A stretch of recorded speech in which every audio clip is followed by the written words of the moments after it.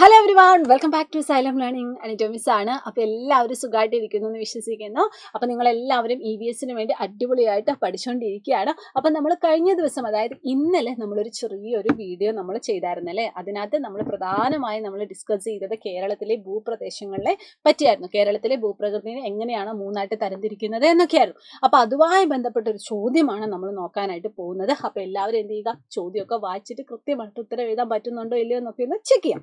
നമ്മുടെ ക്വസ്റ്റ്യൻ ഇതാണ്: Kerala is classified into 3 natural region according to their its topography. Observe the map and write down their name. Keralam അതിന്റെ ഭൂപ്രകൃതിയുടെ അടിസ്ഥാനത്തിൽ 3 പ്രകൃതിദത്ത പ്രദേശങ്ങളായി വിഭജിച്ചിരിക്കുന്നു. മാപ്പ് ശ്രദ്ധിച്ച് അവരുടെ പേര് എഴുതാനാണ് പറഞ്ഞിരിക്കുന്നത്. അപ്പോൾ ഈ തന്നിരിക്കുന്ന മാപ്പ് നിങ്ങൾ നോക്കിക്കേ. ഇവിടെ 3 രീതിയിൽ നമ്മുടെ കേരളത്തിന്റെ ഭൂപ്രദേശങ്ങളെ തരംതിരിച്ചിട്ടുണ്ട്. ഒന്ന്, നമ്മുടെ കടലോട് ചേർന്ന്, അല്ലെങ്കിൽ കടലുമായിട്ട് ചേർന്ന് കിടക്കുന്ന, അല്ലെങ്കിൽ കടലുമായിട്ട് അതിർത്തി പങ്കിടുന്ന കുറച്ച് റീജിയൻ. അതേപോലെ തന്നെ നമ്മുടെ മലകളുമായിട്ട് അല്ലെങ്കിൽ മലപ്രദേശങ്ങൾ കൂടുതലായിട്ട് കാണാൻ പറ്റുന്ന ആ ഒരു റീജിയൻ, അതിൻ്റെ രണ്ടിനും ഇടയിലുള്ള റീജിയൻ. അപ്പം ഏതൊക്കെയാണ് ആ ഒരു റീജിയൻ, അതാണ് നമുക്ക് കണ്ടുപിടിക്കേണ്ടത്. നമ്മൾ വളരെ നല്ല രീതിയിൽ പഠിച്ചൊരു പോർഷൻ ആയിരുന്നു. നമുക്കറിയാം, നമ്മുടെ കേരളത്തിൽ നമ്മുടെ തീരപ്രദേശമാണ് ഈ കൊടുത്തിരിക്കുന്ന യെല്ലോ കളറിൽ നമുക്ക് കാണാനായിട്ട് പറ്റുന്നത്. അതായത് കടലിനോട് ചേർന്ന് കിടക്കുന്ന പ്രദേശം. അതുപോലെ തന്നെ ധാരാളം മലനിരകളൊക്കെ കാണുന്ന പ്രദേശമാണ് നമ്മുടെ മലനാട് അല്ലെങ്കിൽ ഹൈ റേഞ്ച് എന്ന് പറയുന്നത്.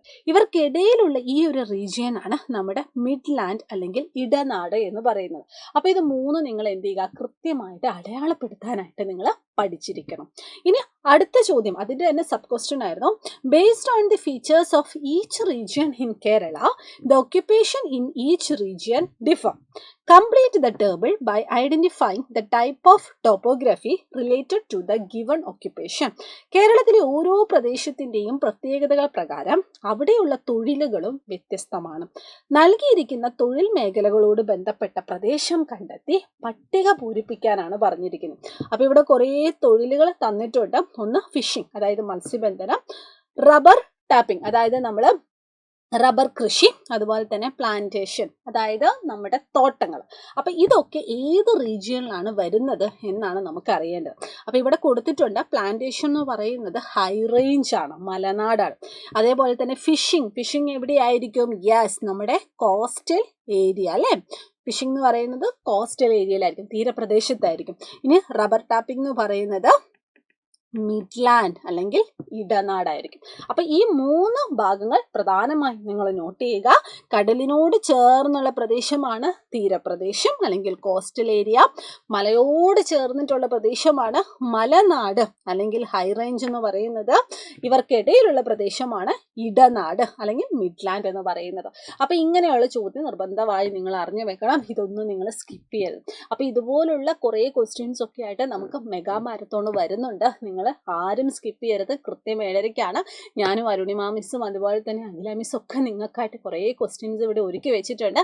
അപ്പം നിങ്ങൾ എല്ലാവരും എന്ത് ചെയ്യുക, ഫ്രണ്ട്സിനോടൊക്കെ പറഞ്ഞിട്ട് കൃത്യം 7:30 വേഗം തന്നെ നമ്മുടെ ലൈവിൽ ജോയിൻ ചെയ്യുക. ഇനി അതിൻ്റെ കൂട്ടത്തിൽ തന്നെ 3ാം ക്ലാസ് കഴിഞ്ഞിട്ട് നമ്മൾ 4th പോവുകയാണ്. 4ാം ക്ലാസ്സിൽ നിങ്ങൾക്കായിട്ട് എന്തുണ്ട്, ഒരു ഓൺലൈൻ ട്യൂഷൻ ബാച്ച് ഉണ്ട്. നിങ്ങൾക്ക് മാത്രമായിട്ടുള്ള ഒരു ഓൺലൈൻ ട്യൂഷൻ ബാച്ച് ഉണ്ട്, നമ്മുടെ സ്വന്തം പ്രാണ ബാച്ച്. ഇതുവരെ നിങ്ങൾ പഠിച്ചത് യൂട്യൂബ് ക്ലാസ്സിലൂടെയൊക്കെ ആയിരിക്കും. ഇനി നിങ്ങൾക്കായിട്ട് ഒരു ഓൺലൈൻ ബാച്ചാണ് നമ്മുടെ സ്വന്തം പ്രാണ ബാച്ച്. അപ്പോൾ പ്രാണ ബാച്ചിൽ ഇപ്പം നിലവിൽ 2 പ്ലാൻ ഉണ്ട്. ഒന്ന് ബേസ് പ്ലാനും ഉണ്ട്, ഇൻഫിനിറ്റി പ്ലാനും ഉണ്ട്. അപ്പോൾ നിങ്ങൾ എന്ത് ചെയ്യുക, പാരൻസിൻ്റെ കൂടെ ഈ ഒരു വീഡിയോ, ഈ ഒരു ചെറിയ, അതായത് നമ്മുടെ ബാച്ചിനെ പറ്റിയുള്ള കാര്യങ്ങളൊക്കെ പാരൻസിൻ്റെ കൂടെ ഇരുന്ന് കാണാനായിട്ട് ശ്രമിക്കുക.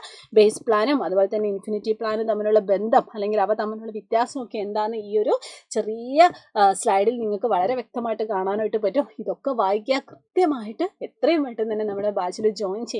കാരണം 4ാം ക്ലാസ്സിൽ നമുക്കിനി നമ്മുടെ CM കിഡ്സ് എക്സാമിനെയും കൂടി കവർ ചെയ്യാനുണ്ടല്ലേ, ഒരു കോമ്പറ്റേറ്റീവ് എക്സാം, പണ്ടത്തെ LSS exam.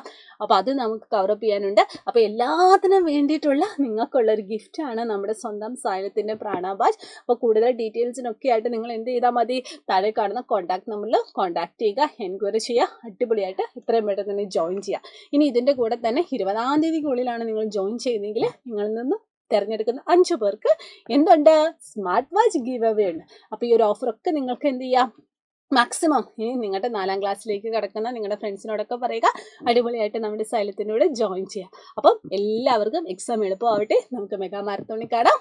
All the very best.